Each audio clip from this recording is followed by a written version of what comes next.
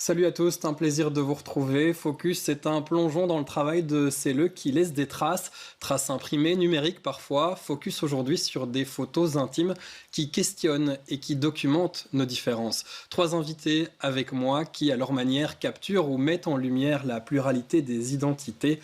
Yel rassemble ça par exemple dans un magazine de photos queer. Ellie est cofondatrice du projet Full Love Mag que nous aurons l'occasion de découvrir. Bonjour Ellie, merci d'être avec nous. Il nous replonge dans les magazines de mode des années 90 avec des photos pourtant hyper contemporaines qui visibilisent les personnes LGBT. Le talentueux Kevin Cushman est avec nous aujourd'hui. Merci Kevin. Bonjour, On découvrira votre travail tout au long de cette émission. Et puis il partage son parcours au travers de photos poignantes et milite pour une place digne de la diversité des identités. C'est Luca Perderizek qui sort à peine de l'école et qui est déjà bien connu dans le monde des photographes ici à Bruxelles. L'école, c'est le 75 ou le 7-5, comme ils aiment le dire quand on y sort.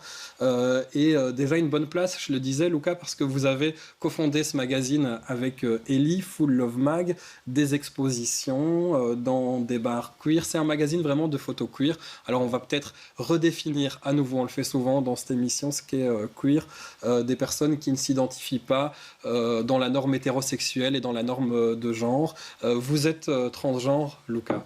Et d'ailleurs, votre premier projet, assigné garçon assigné fille à la naissance, parle de votre transition. Racontez-nous. On va voir des images en même temps que vous le décrivez. Ouais. J'ai voulu documenter en photo en fait ma transition parce que je suis nulle en fait à l'écrit et tout ça, et ça m'a permis aussi moi-même de faire comprendre à ma famille beaucoup, de leur permettre de juste On voit sur ces photos d'ailleurs des membres de votre famille. Hein. C'est vous, et puis des membres de votre famille. Et il y a même, on les a reprises dans la sélection d'ailleurs, des lettres que il et elle vous écrivent. C'est votre maman là qu'on voit à l'écran. Ma mère qui m'a soutenu dans toute ma transition du début à la fin en fait. Et j'ai une chance énorme. Et là, c'est ce qu'elle vous dit. Ouais. En deux mots, qu'est-ce qu'on retrouve dans cette lettre? Qu'elle m'a vu souffrir et qu'en fait, elle me voit vivre enfin et que c'est son plus beau cadeau, je pense. C'est ça qu'elle... Et ça me touche toujours autant, en fait, de lire cette lettre.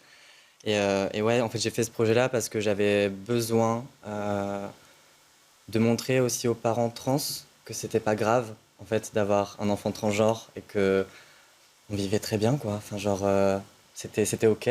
Mm-hmm. Et même, je pense que j'avais besoin aussi de partager mon expérience aussi pour moi-même me familiariser avec et aussi, surtout, peut-être aider certaines personnes, certaines adelphes. Est-ce que je dois définir le mot adelphe ou pas? Adelphe, c'est comme un frère, une sœur, mais ouais, c'est ça. De la sans, communauté sans le transgenre, genre. en tout cas. Ouais, c'est ça. Et ouais, je pense que ce projet, je sais qu'il a touché beaucoup de parents de personnes transgenres, mais aussi a touché des adelphes, et ça m'a fait plaisir que du coup on puisse en parler ensemble et qu'elles aient un point aussi peut-être de soutien vis-à-vis de ça. C'est pas votre seul boulot, hein. Vous avez parlé de votre propre vie dans ce projet-là. Vous faites aussi la sélection de photos pour Full Love Mag, le magazine dont on parlait, et vous avez sélectionné notamment des photos de Kevin Cushman. Kevin, 32 ans, vous avez aujourd'hui, si on peut dire votre âge, ça fait déjà quelques années que vous bossez dans la photo, et vous, c'est l'esthétique qui prime, photo de mode, c'est ça? Comment vous définissez? Je dirais pas que c'est l'esthétique qui prime. Moi aussi, ce que je fais, ça vient du fait que j'ai envie de montrer une image de la masculinité qui est plus fragile. Enfin, faut savoir que j'ai grandi dans les années 2000. J'ai fait mon adolescence dans les alentours des barrages de l'Odeur. J'étais un peu le seul gay du village, officiellement. Et en fait, j'étais confrontée sur Internet à toute cette masculinité hyper cette image, oui, c'est ça, cette image hyper toxique de la masculinité. Et il y avait pas, la communauté LGBT n'était pas vraiment mise en avant comme de nos jours. Et en fait, je voulais vraiment embrasser ce côté féminin chez les garçons. Je travaille aussi avec beaucoup d'hétéros. Max, qu'on voit ici, est hétéro. Mais j'essaie toujours de représenter les hommes, principalement, d'une façon sensible. C'est vraiment en réponse à votre enfance, du coup, vos séries de photos, il y a toujours ça en toile de fond. Ouais, je pense que ça a été assez traumatique. Enfin, de se sentir rejeté par rapport au fait d'être féminin, même de la part des gens de ma communauté. On me disait souvent, oh, il est mignon, c'est dommage qu'il soit efféminé. Et en fait, à force de devoir rejeter ça, à un moment, je me suis dit, soit je le rejette, soit je le confronte vraiment à ma façon. Et la photographie, c'était une façon pour moi de le confronter. Voilà. Après, le côté esthète, c'est autre chose encore. Ça vient se rajouter au-dessus. Mais le message principal est vraiment de mettre en avant des masculinités marginalisées. Et c'est pour ça que vous êtes là pour parler d'identité dans cette émission. Vos photos aujourd'hui, c'est limite un travail thérapeutique de les faire. C'est aussi votre travail. Vous êtes indépendant. Est-ce que vous arrivez à vivre de votre travail de photographe avec ces sublimes photos qu'on voit à l'écran? Merci beaucoup, mais c'est toujours un peu compliqué. Il faut savoir que voilà, je travaille avec pas mal d'agences de mannequins, mais c'est un milieu où, le milieu de la mode et le milieu de l'art, c'est pas des milieux faciles pour se faire de l'argent. Donc, pour l'instant, j'arrive pas encore à en vivre comme je voudrais. Mais j'espère que ça va venir. L'espoir est toujours là. L'espoir est toujours là, ouais. Et en tout cas, il y a du talent derrière, ça, on peut vous le confirmer. Alors, Full Love Mag, Ellie, cofondatrice de ce magazine, expliquez-nous, un magazine, ça veut dire quoi en 2022 déjà? Et qu'est-ce que vous voulez mettre en avant dedans? Moi, je remonterais juste à l'idée déjà de base de comment le projet a été créé. Il faut savoir que c'est Lucas qui m'a parlé un petit peu de cette idée-là. Prise avec.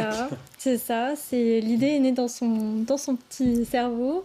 Et puis, moi, j'étudie en communication, en formation, donc je me suis dit que je pourrais apporter ma petite touche aussi et l'énergie qui allait avec. Dès qu'on en a parlé, on savait que long terme, disons, le but était de produire un magazine papier. C'est ce qu'on aimerait retrouver, sans doute. C'est la finalité. C'est ça. C'est le but, en tout cas. Maintenant, à l'heure actuelle, on est en format numérique. On passe par Instagram, tout simplement. Et donc, chaque mois, 2 mois, dépendant un petit peu, on essaye de faire des open calls, donc des appels à projets, de manière à avoir des participations d'artistes et à visibiliser donc, le travail de photographes queer qui traitent de sujets queer, c'est ça l'idée. C'est assez vaste, c'est les photographes ou le travail, ou les deux, ou l'un des deux. On cherche plus à visibiliser des photographes de la communauté LGBTQIA+, qui travaillent sur un truc queer ou non. En fait, c'est pas un souci. Enfin, on n'est pas obligé de travailler sur la communauté, en fait. Est-ce que vous avez du mal à trouver des photographes queer à Bruxelles? Est-ce qu'il y en a beaucoup? Est-ce qu'il y en a beaucoup qui sont déjà exposés ailleurs? Comment ça se passe? Les photos qu'on voit à l'écran sont des personnes qui font partie de vos sélections, par exemple.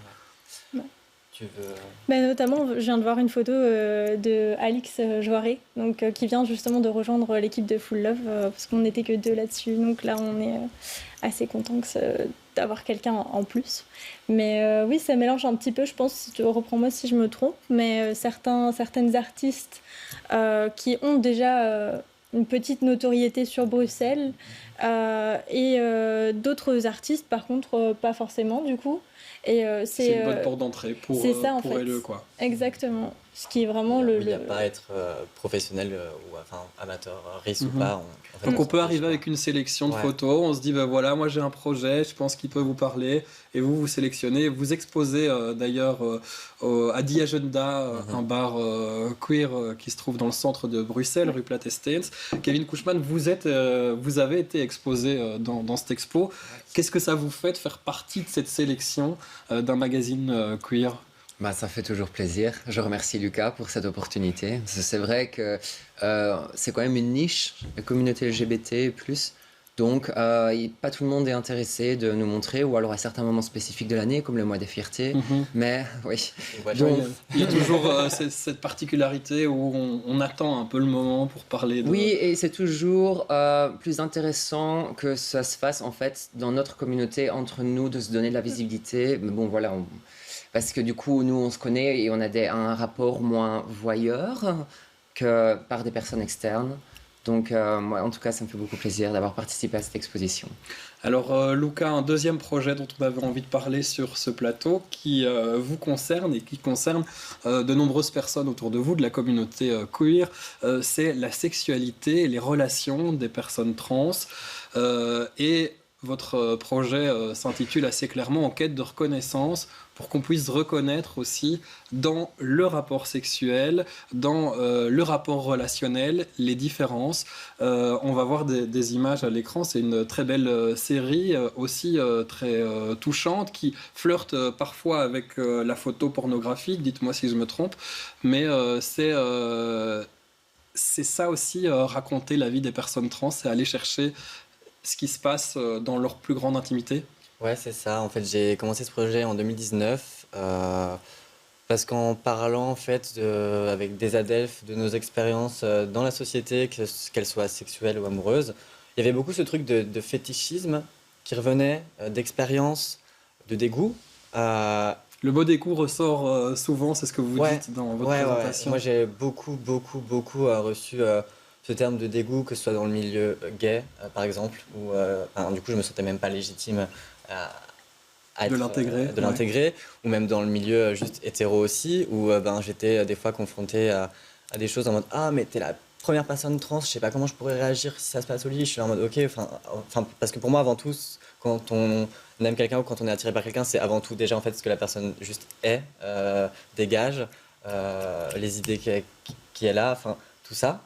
Et en fait, j'ai voulu un peu faire ce projet pour contrer tout ça et juste montrer que oui, en fait, on est des personnes comme n'importe qui et qu'on a une vie et qu'on a le droit de la vivre autant que les autres. Et donc voilà, j'ai rencontré des personnes, des couples, des troupes, plein de... Comment ça s'est passé? Racontez-nous justement, quand vous décidez de faire une série là-dessus, comment vous vous organisez? Dans cette émission, on aime connaître un peu les dessous du travail des photographes. Comment c'est des personnes que vous connaissez? Vous faites un appel à intégrer les intimités? Comment ça se passe? Alors en fait, j'ai débuté en faisant un appel sur mon Instagram, une story, où voilà, en gros, j'ai fait un post en expliquant que je voulais me lancer dans ce projet-là, en le détaillant. Et en mettre en grosse tête que c'était libre, donc il n'y a pas de si les gens veulent être habillés nus, plusieurs, seuls, enfin avec des accessoires ou non, je m'en fiche en fait. Moi je veux vraiment que les gens parlent d'elles-mêmes, une idée préconçue. Ouais, c'est ça.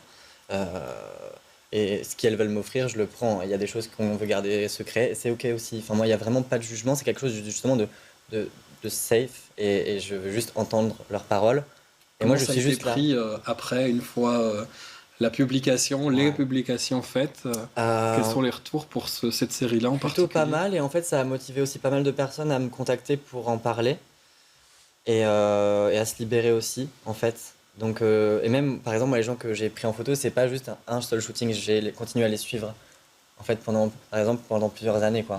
Il y a une femme que j'ai suivie à Nancy, là d'où je viens.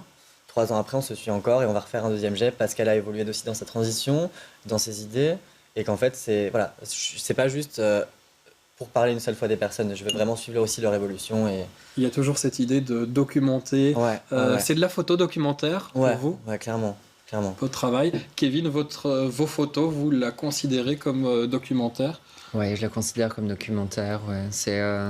C'est vraiment pour donner de la visibilité à la communauté LGBT. C'est pour ça que quand je fais du travail commercial, j'essaye aussi de gérer toute la direction artistique, donc c'est-à-dire le choix des modèles, pour inclure justement des modèles LGBT pour des marques qui sont gender fluid, unisex, comme Dorian Van Overheem, avec des marques belges. J'essaye beaucoup de travailler avec des marques belges, justement pour rester dans la visibilité belge queer LGBT. Donc même le travail qui se fait en amont, où c'est pas directement vos photos qui ressortent, quand vous faites quand c'est pas en tout cas votre projet, vous essayez d'intégrer un peu de diversité dans le projet, dans l'acte commercial. Oui, toujours, il y a toujours un fil rouge, c'est vraiment la représentation des masculinités marginalisées et la communauté LGBT au sens large du terme. Parlez-nous un peu de vos coulisses, comment ça se passe? Les images qu'on voit à l'écran, par exemple, comment vous procédez avant de faire une série photo? Qui sont vos modèles? Alors, comment je procède? C'est vraiment, là c'est l'œil esthète qui parle, c'est je trouve des personnes sur Instagram, soit elles me contactent, soit je les contacte, ou alors des amis autour de moi. Il faut juste une petite vibe qui me parle. Et puis après, je me projette. Ça, par exemple, c'est pour une agence de mannequins. Mais c'est encore moi qui choisis les modèles, toujours en allant chercher une sensibilité un peu féminine, même avec des garçons qui sont, voilà. Lui, par exemple, c'était un garçon qu'on a vu avant, Armando, un garçon de l'Europe de l'Est. Et je voulais donner un petit côté Brian Modko de Placebo, avec les cheveux. Enfin, j'essaie toujours de gérer, de créer cette ambiguïté et que ce soit pas trop in your face, mais garder, que ce soit vraiment sensible. Je me suis un peu perdu dans mes idées, j'espère que j'ai répondu à la question. C'était très clair. Quelle est la suite? Quelles sont vos envies en tant que photographe par rapport à la communauté queer et à ce travail sur les identités en général et votre identité? Qu'est-ce que vous avez envie de Il y a le faire? travail sur les identités en général, donc ça va toujours être le fil rouge de mon travail artistique, je pense jusque la fin. Et puis, alors ce qu'on peut me souhaiter par contre, c'est avoir plus de contrats, j'aimerais bien avoir plus de visibilité commerciale, c'est-à-dire en publication dans les magazines, avec des marques, et pour moi et pour la communauté.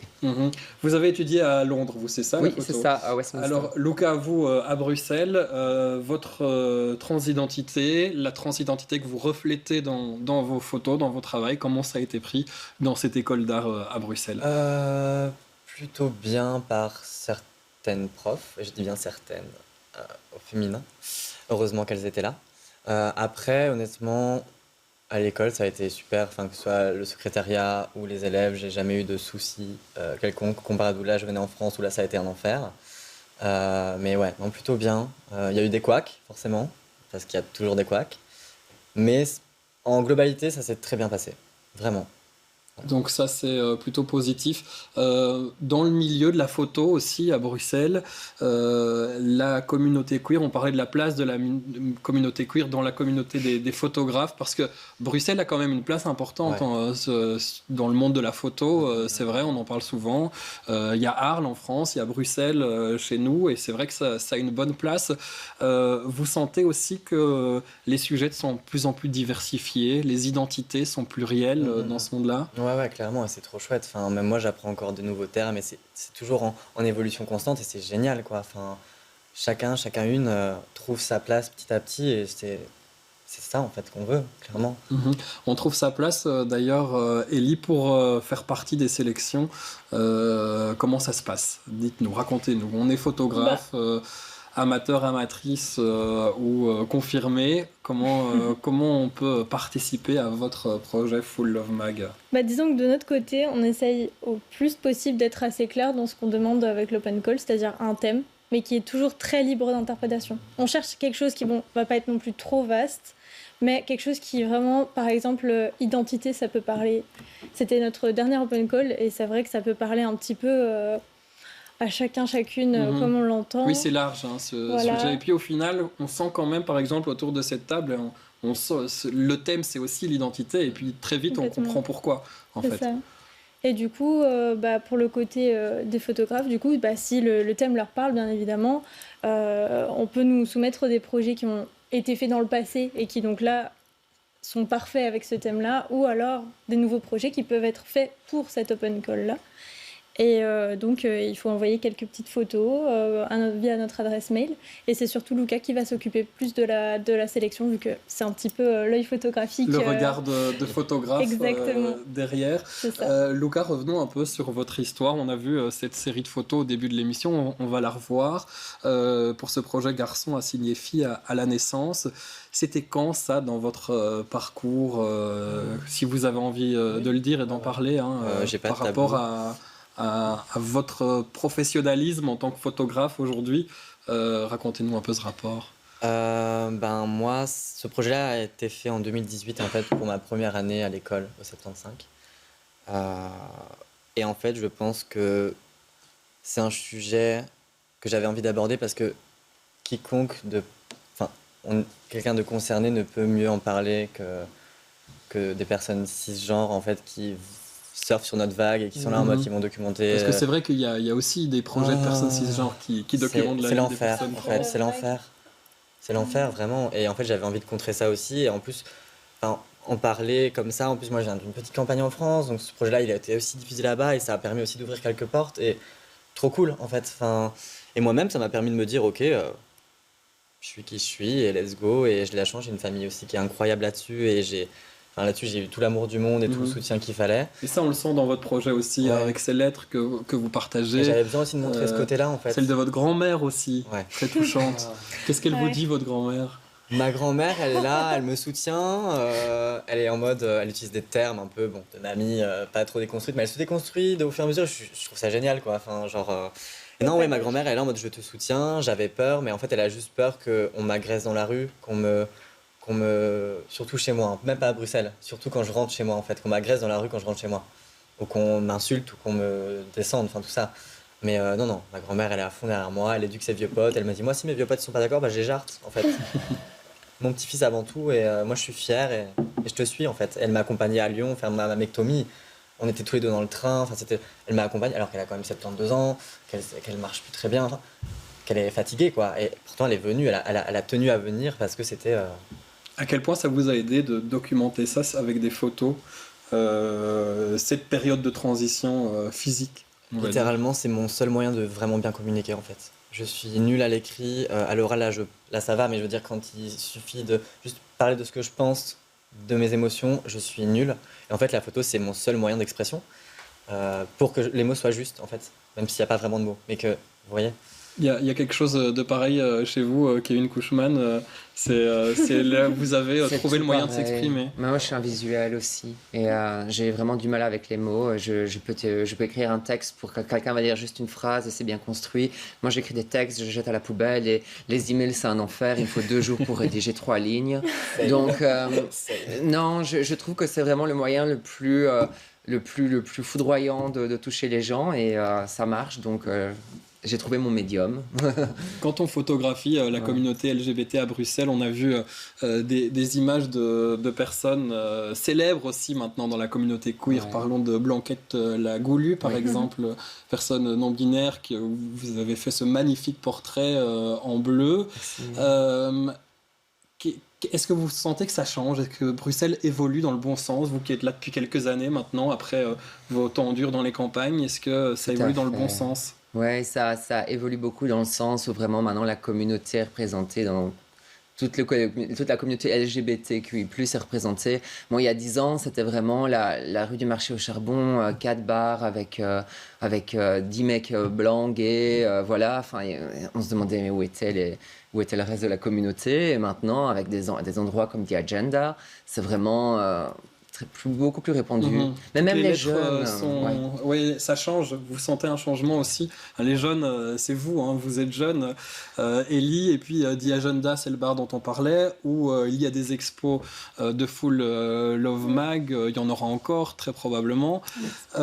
Et c'est des endroits indispensables pour vous qui vous considérez hors de la norme de binarité de genre très fondée.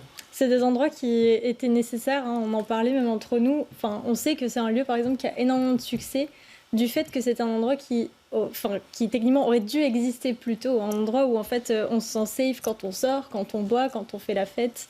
Donc c'est vrai que c'est des espaces qui sont primordiaux et c'est encore plus une chance qu'on puisse y exposer des projets, qu'il y ait autant de Donc ça va encore se faire, on va bientôt arriver à la rentrée en septembre, on espère pouvoir vous voir encore là-bas.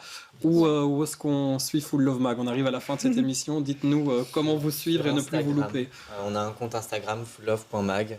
Et voilà. C'est facile. Ouais, c'est hyper facile. Votre compte Instagram à vous, Luca? Luca.père de Rizet. On a vu l'orthographe de votre nom pendant cette émission, c'est facile à retrouver. Kevin Cushman aussi. Vous faites partie d'un collectif Queef, c'est ça c'est sur votre site internet, il y a cette petite appellation aussi, on retrouve... Tout à fait, oui, Queef m'a contacté, ils m'ont trouvé sur Instagram et ils représentent une fois par semaine, tous les mercredis, des artistes LGBT belges. Et ils m'ont représenté il y a 4 mois, je pense. Donc voilà, ouais. Un bon lieu de visibilité aussi pour vous, votre travail et pour tous les portraits que vous nous proposez, vous nous en mettez plein la vue tous les deux et puis tous les trois grâce à votre travail aussi Ellie. Merci de nous en mettre plein la vue, c'est agréable et c'est poignant. Je vous retrouve très bientôt pour un prochain numéro. Passez une très belle soirée sur BX1.